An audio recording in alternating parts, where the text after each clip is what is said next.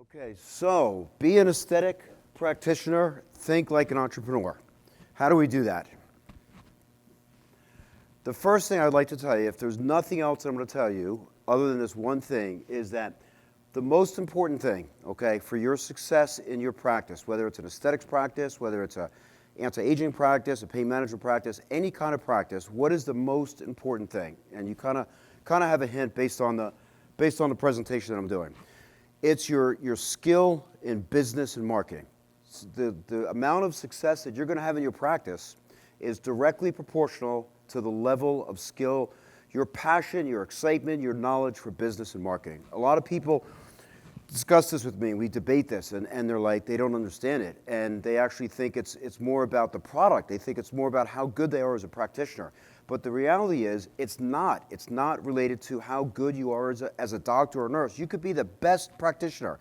You could have the best skills as an injector, all these skills that you're learning. They're all important, but without your knowledge in business and marketing, you're not going to be successful. It's impossible. All right? And imagine if this was something that we learned during medical school or nursing school. I wish I had learned this for sure. It would have saved me at least. Well, I only had one bankruptcy, but that one bankruptcy was enough. It would have saved me from having to go through that bankruptcy early on. I was very young. It was a very traumatic experience to have to do that. But if I had known back then how important it was, then I definitely would have, learned and done everything I could to learn about business. Okay, a little bit about my background. Again, I'm Dr. Cosentino. I'm the president and CEO of Empire Medical Training. Also, other companies, the American Academy of Procedural Medicine. Hopefully, many of you know we do training in aesthetics, anti-aging, and a lot of other things. I'm also the CEO of different product. We distribute threads, Alari threads, and Alari skin, and other products as well. So a little bit about my background. I don't like to talk too long about it, but just a few things that are important. I think, like many of you, it was somewhat of a traditional upbringing. I was inspired by my dad, who was a physician. I was inspired by his brother, my uncle, who was a physician. And the advice, as loving as my dad was, the advice that he gave me a lot of good advice, but this one advice that he gave me was really not the best. And his advice was, son, be a good practitioner, just get into medical school, be a good doctor, you will be successful. All right, that's all you have to do. And all my efforts were study hard, get good grades, get into a residency, do all that I have to do. I figured that I would be successful. So I had a great opportunity, a very, very exciting opportunity. Imagine having the opportunity to buy a medical practice with a friend of yours, a close friend. This was my best friend in medical school. We spent a lot of time together, and we bought a medical practice, extremely exciting. And back then, this was many years ago, the hospitals were allowed to help you financially and do all these things, and they did that. And we started off, we had this practice, and sadly to say, because of this lack of business knowledge and all that we're talking about, we both failed. We failed royally, okay? So we both, and this was a practice that really should have done very well. It's been in existence for many, many years. The doctor beforehand grew it to a successful level, but without that knowledge in business and marketing, we failed and we both ended up into a bankruptcy. So fortunately, things came up, other opportunities came up, a great opportunity came up. This is probably the most important time or most important opportunity in my life. This was when I met a doctor, Dr. Lawrence Goldman. It's somebody I'll never forget, and he actually took an interest in my career. He had a very specialized practice. It was a pain management procedural type of practice. And not only did he teach me all the medical procedures, how to do the injection techniques and everything, but he also taught me a lot of the business stuff. And imagine how marketing was 25 years ago, all right? The internet was kind of just starting to come out. He was an older doctor. He was using a newspaper. And I remember him sitting down with the person from the newspaper, and they're writing out a strategy. Twice a week, there's going to be a certain ad, and then another time, he did some direct mail too and public speaking. But I observed him, and he had this great practice. Soon, I could tell you a little bit in the future, this was a practice that I took over, and I'm very proud to say that I grew it into a very prosperous level, and we actually sold it to private equity. But it all came from this knowledge that I got from this doctor, that he helped me. He helped me learn everything about business and marketing, and I developed this incredible passion for business and marketing. And from that, other things came up. You know, we went to, we developed Empire Medical Training and all these different companies, but all came down to two things, okay? The two most important things. One is your knowledge of business and marketing, and again, I'm going to keep saying that. If nothing else, you really have to become expert in business and marketing. And the other thing is, and I'm going to show you a couple of people who could explain it better than me, but the other thing is a principle, I don't know if anybody's ever heard of this, called grit. It's not a made-up word. It's not something I made up. This is a concept that people talk about, especially this lady. I don't know if anybody has ever heard of Angela Duckworth. She's incredible. If you watch her TED Talk, if you watch, she has books, she has all these really interesting things. And what's so good about what she does is she interviews people in different categories.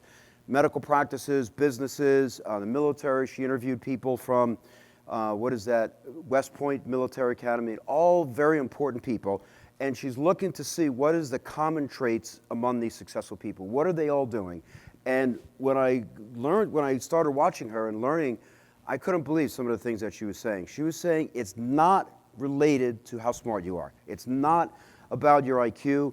It's not about how talented you are in your profession. It's not about all the things that you would typically expect, that this is a smart person, wow, they must be successful.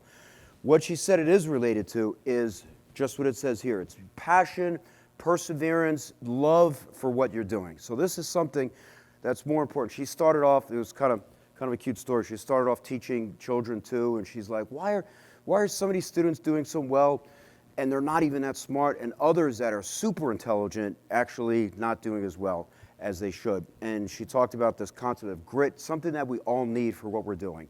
And I'm getting the feeling here, we're all super achievers, all of you, you guys are all here. So you probably kind of have that grit already built in. So it's something that you definitely want to develop and definitely want to work on. Right now I'd like to just share with you this. It's funny, the other lady quoted Steve Jobs too. He's obviously the master in business, right?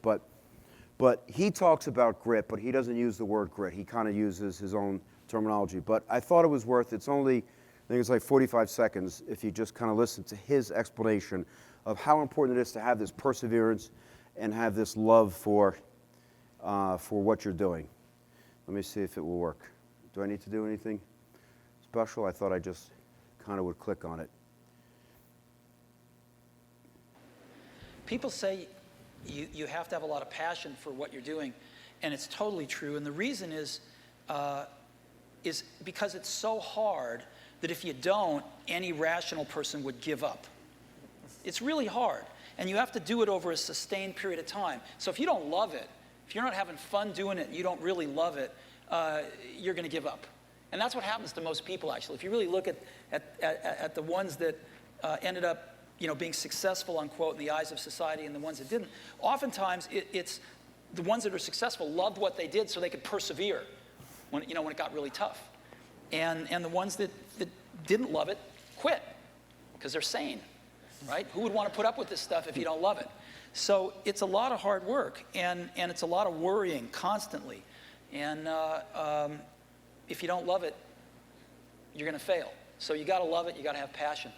And I think that's the high order bit. The second thing is you've got to be a really good talent scout, because no matter how smart you are, you need a team of great people, and you've got to figure out how to size people up fairly quickly, make decisions without knowing people too well, and hire them, and see how you do, and refine your intuition, and be able to help build an organization that can eventually just build itself, because you need great people around you. To me that's so interesting, and it's so true. So I have a feeling that that's going to be the case for most everybody here too. Again, being that you're here, you're all super achievers, you're all really into this, so it's pretty exciting to share that. Okay, a little bit, I have a lot of pearls I'd like to share with you guys, things that I've experienced personally and things that I've learned from other things.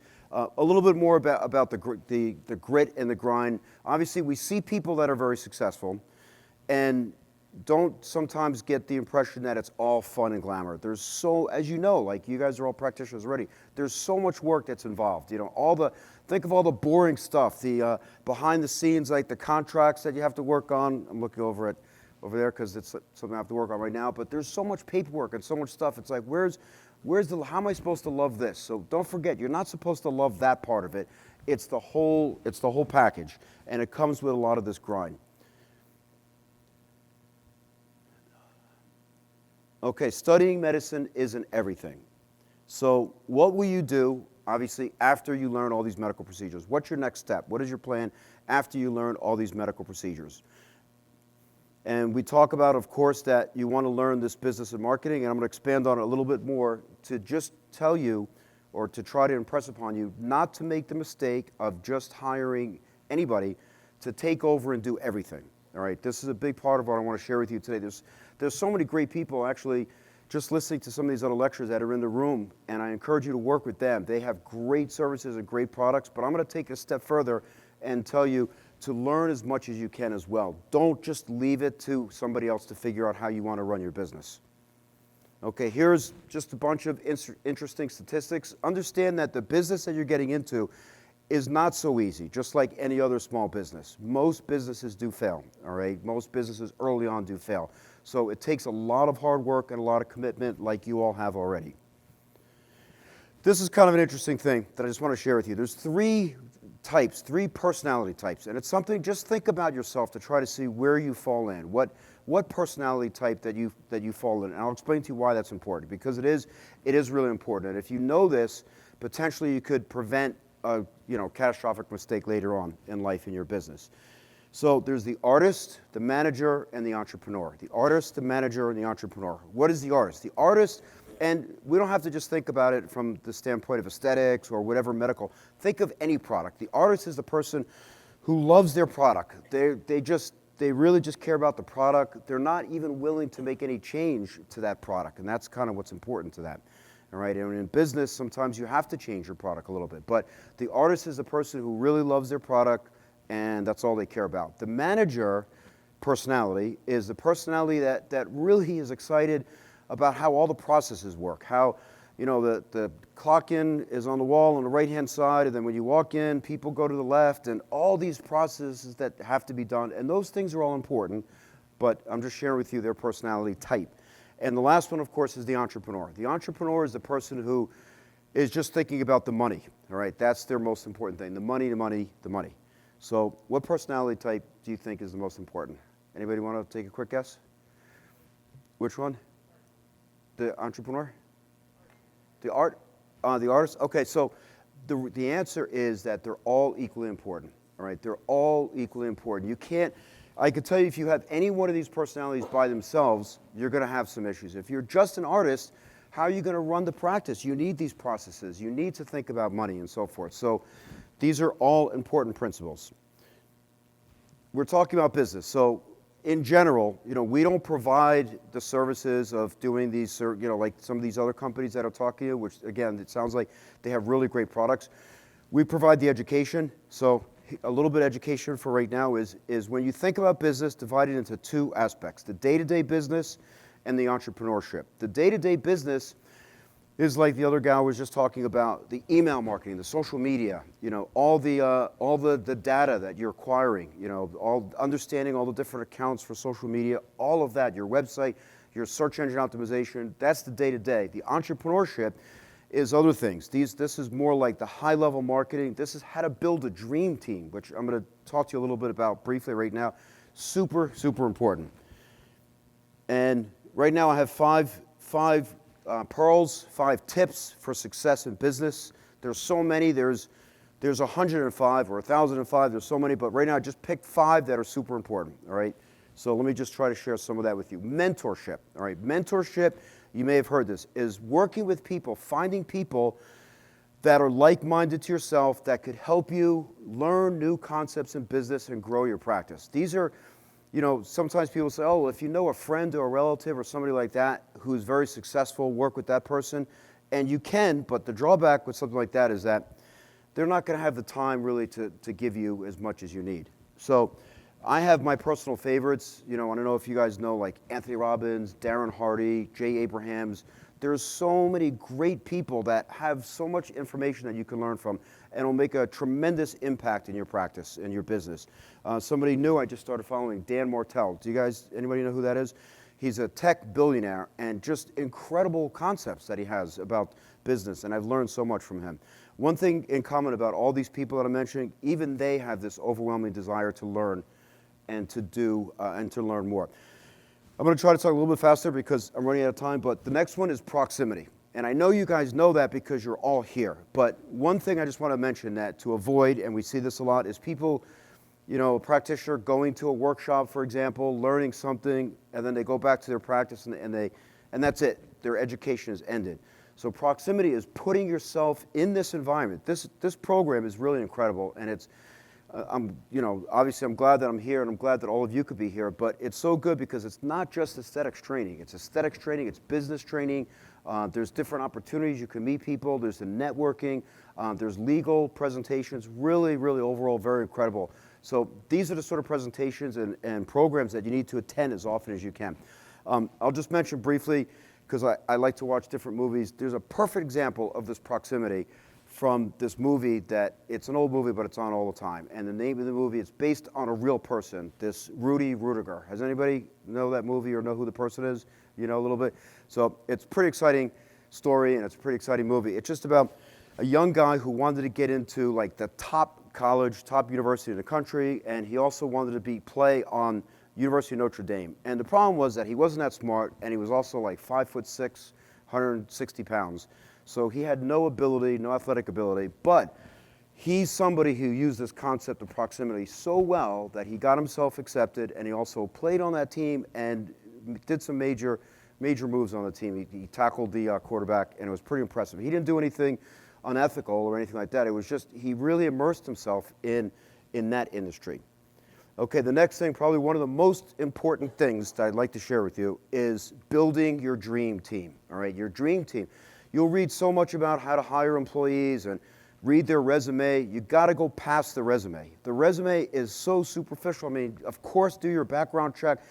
Make sure they're not robbing any banks or anything criminal or anything like that, but at the end of the day, it really comes back to what their dreams are. You wanna make sure that your dreams are big enough to align, that their dreams can fit inside your dreams. Imagine you're a practitioner and you don't really have much ambition for growth, but this employee that you hired wants to explode with new ideas, and you're constantly suppressing that person. They're not gonna last long. They're gonna quit in the long run.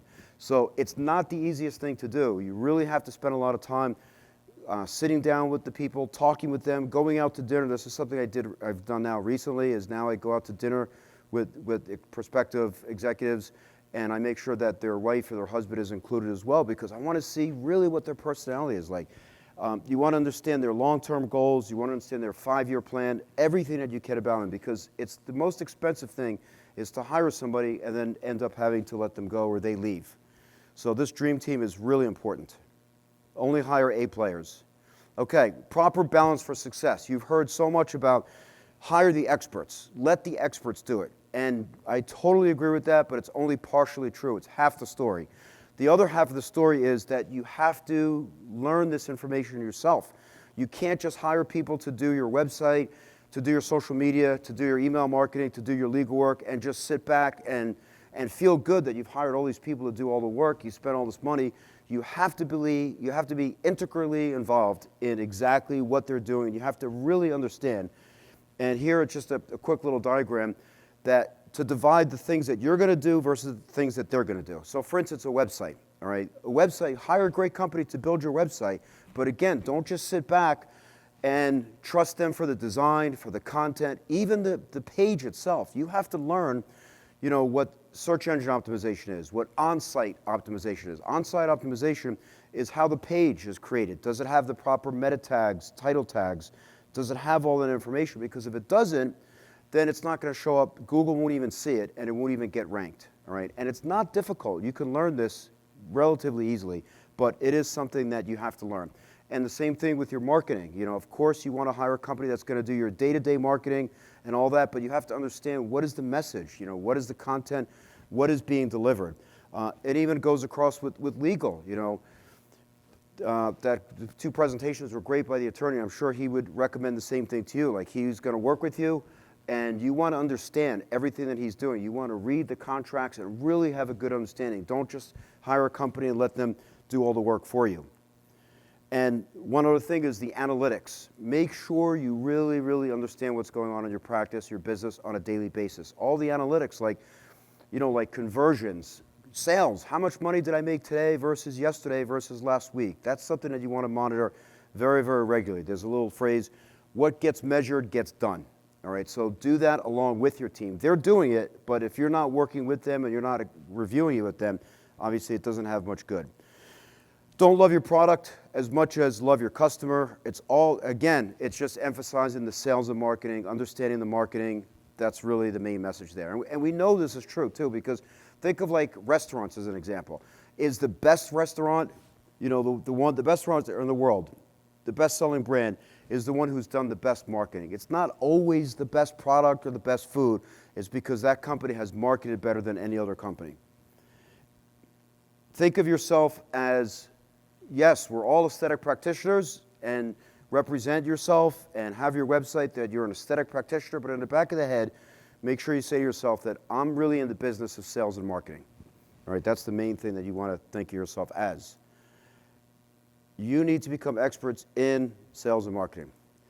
And that's all I have. Last thing I wanted to mention is that for those of you, Empire Medical Training, we also have an affiliate company, Empire Pro.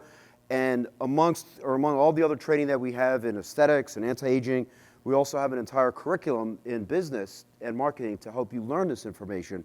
And one thing, among many things that is nice about it, is that we work with other professionals. We work with other practitioners who are expert, who have medical spas and who have done very well. We invite guest speakers, so it's a pretty robust curriculum. And any questions? Well, we'll be here later, and hopefully that was helpful. Thank you, everybody.